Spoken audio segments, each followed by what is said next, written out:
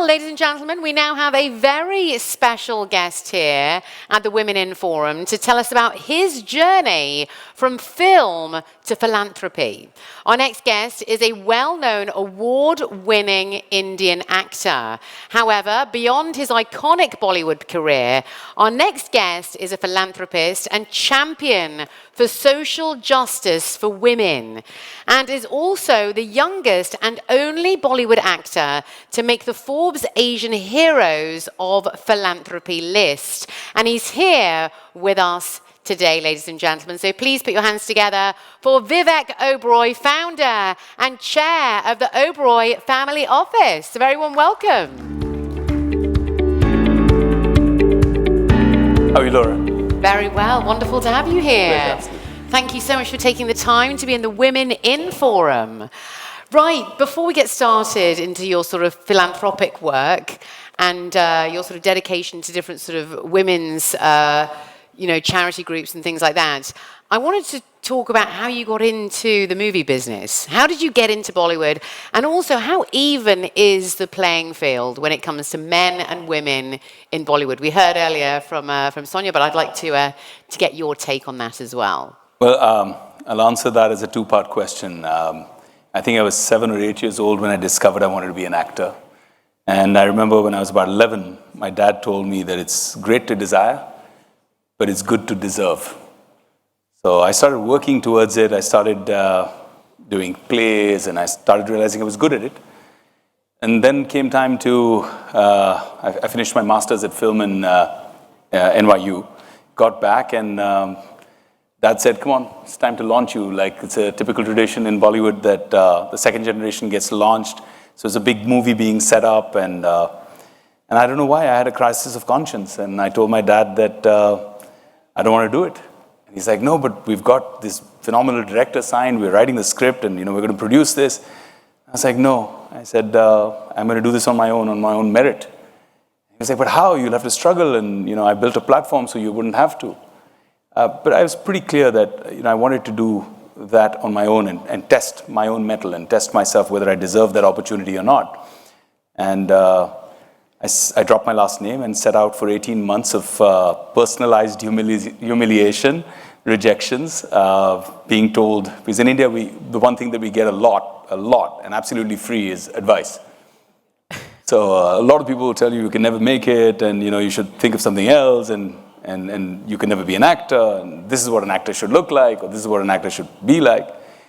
Then I had my own little Arya stock list, where I was like, all these people are in my little notebook, and I'm going to be in a position that they come to me at one point and ask me to sign me for their movies. So that kept me motivated. And thousands of rejections later, I finally got an opportunity. I heard that there was a film being made called Company. Ram Gopal Verma wanted a cast. I somehow figured a meeting, and he said, no, you're too polished. So I need a guy from the slums. I need a rough guy. So I walked out of his office. I didn't accept no for an answer. I went and lived for 3 weeks in a slum. Wow. Taught me a lot more things than just acting, that experience. Wow.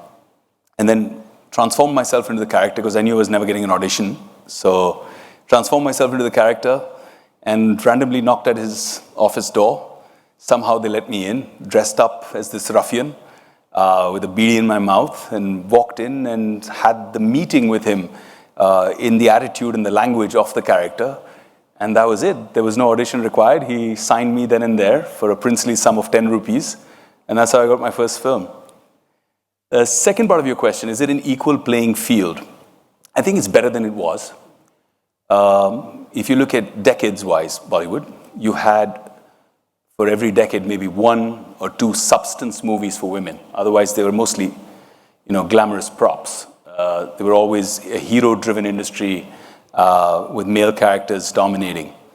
But as you see the growth of Bollywood, the consciousness of diversity and women empowerment, you're seeing that the working conditions, you're seeing the fees that women take home, you're seeing all of that growing exponentially in terms of empowerment.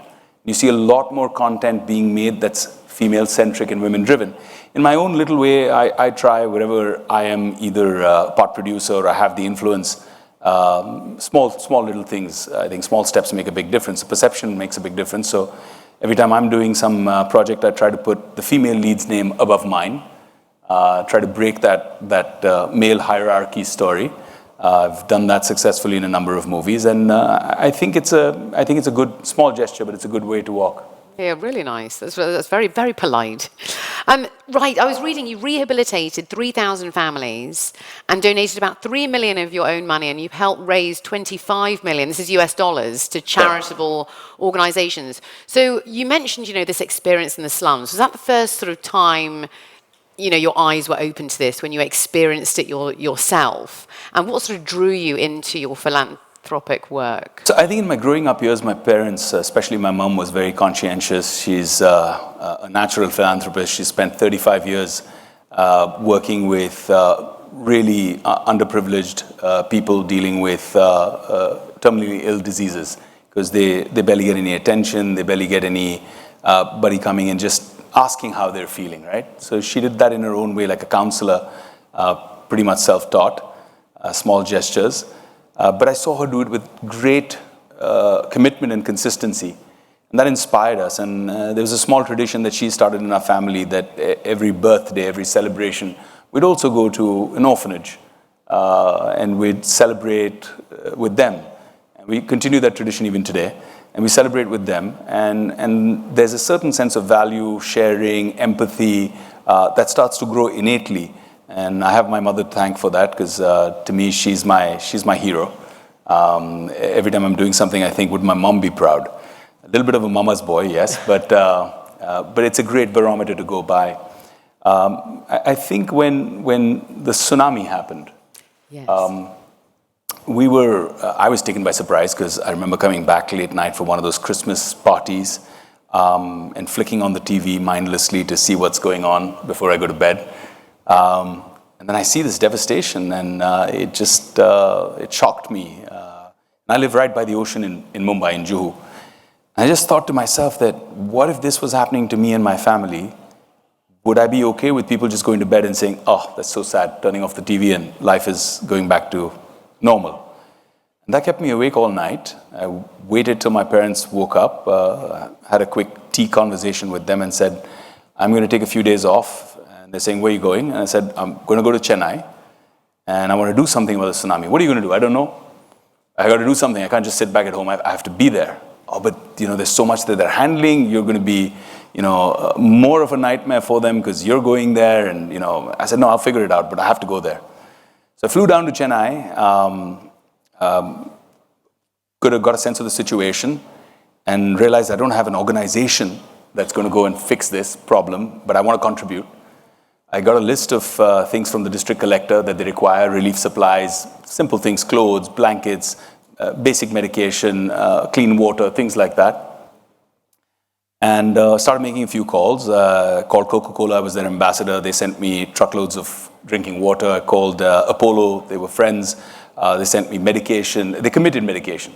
But all of this still had to be taken and distributed, and there was no bandwidth for the government. They were dealing with so much at the time. So then I realized I need volunteers, walked into college. A whole bunch of people came in to take pictures and autographs and stuff like that. And I said, everyone will get whatever they want, but this is what I'm going to ask you. I've come here to help our people from your state. Are you willing to contribute? Are you willing to participate?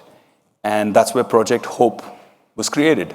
And I suddenly had an army of about 1,500 kids that messaged each other, social network at its best, really doing something positively social. And before I knew it, from the 3 trucks that I had committed of supplies, by the next morning we had 15 truckloads. Wow. And decided to go there ourselves to Devanampatnam village. Went there, saw firsthand what was going on. There were still people stuck under the rubble when I got there. It was 72 hours after the tsunami had occurred. And we didn't have any place to stay. There was no infrastructure. There was nothing. So all of us figured out. We pitched tents. The Indian Armed Forces, as always, exceptional organization, helped us, lent us some of their tents. Stayed on the beach. little things. What are you going to drink? What are you going to eat? Where are you going to use the bathroom? All of these things, we were physically experiencing the same thing, but without the loss that the families that lived there once called it home were experiencing. It was razed to the ground. And that led to Project Hope, created the first lateral project of its kind, where I said there's no hierarchy, nobody owns this project, nobody reports to anybody, but everybody has to contribute, almost like a blockchain, where everybody has responsibilities, you can take them on, you can pick and choose your responsibilities, everybody executes them in tandem, in sync. That was a big success story. Post the relief work, decided to stay back, couldn't leave, met this beautiful old lady who had lost her son and her grandson. She found her son dead, and then she found her grandson's body washed ashore 2 days later. And she was just broken. And I don't know what happened, but she hugged me, she held me and cried, and I just couldn't go back home. I stayed back for the next 9 months and built the first, potentially the first smart village of India. We brought fish finding technologies for the farmer, for the fisher folk. We brought education for the kids. We built a primary healthcare center. We built 1,800 plus homes for the families, and we got them to get back to work.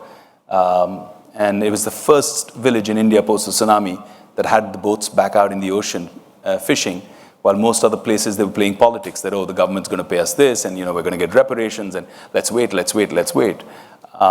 But it was a great, great experience, and one of the most fulfilling experiences of my life.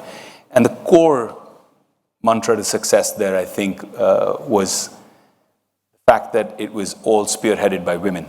So we took the women, elder women, the ammas, and created the council of elders with them, and then brought the younger girls to shadow them, kind of like your British parliamentarian system, but also learn from them.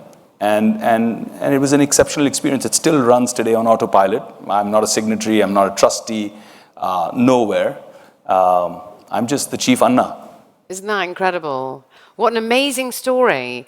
And even going back to sort of the first bit where you were talking about your mother, what an amazing woman to, instill that into you from a very young age. And that obviously has, transpired throughout the rest of your life. And it's always been something that's always been there, I'm a father of 2 kids, but I truly believe that we are what our mothers make us.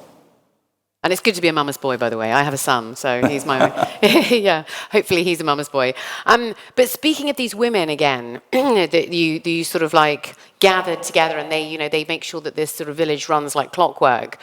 What sort of skills did you see sort of come about when when there was an emergency situation and these women sort of organized everything? What was the sort of added strength that you saw within that? I think women in general, and specifically Indian women, especially from a lower economic strata, are experts in crisis management because they're dealing with them every single day, every single week, every single month of their lives.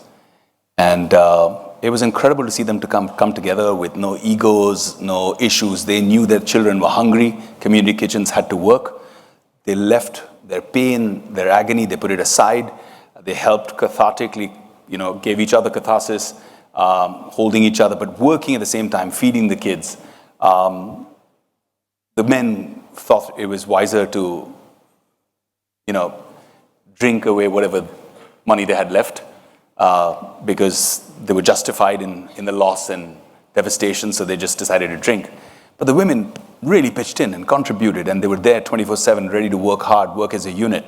And that's what transformed it. And that's why I'm a great believer in women, and I'm a great believer in what women can do overall for humanity. Very nicely said. We have a couple of minutes, and I'd love to throw to our audience. I'd love to get some, hopefully 2 questions, but I think we've only got time for 1, so we'll see. Who has the first question for us? Any audience members? We have a microphone just coming round there. Do we have any further questions? Yes, we have a lovely lady in the front here who I think is on my next panel. Right, yes, just the lady at the front, please. Tell us who you are and where you're from and your question, please. Hi. So I'm Reem Bakash. I'm the Deputy Managing Director of the World Government Summit Organization. My question, I've just walked into the session, so I got a good few minutes of what you've just said. My question would actually be around economizing philanthropy. For me, philanthropy has been seen across the globe in very different ways. And there's one element, I can just give a quick example of, giving $10 and that's it. But there's other ways of doing it where you're actually creating that ecosystem. How hard it is for you to, actually create that ecosystem? What are the struggles that, you've had to kind of overcome in order to actually have that conversation? It's not easy, but I'd love to know your thoughts on it. I couldn't agree with you more.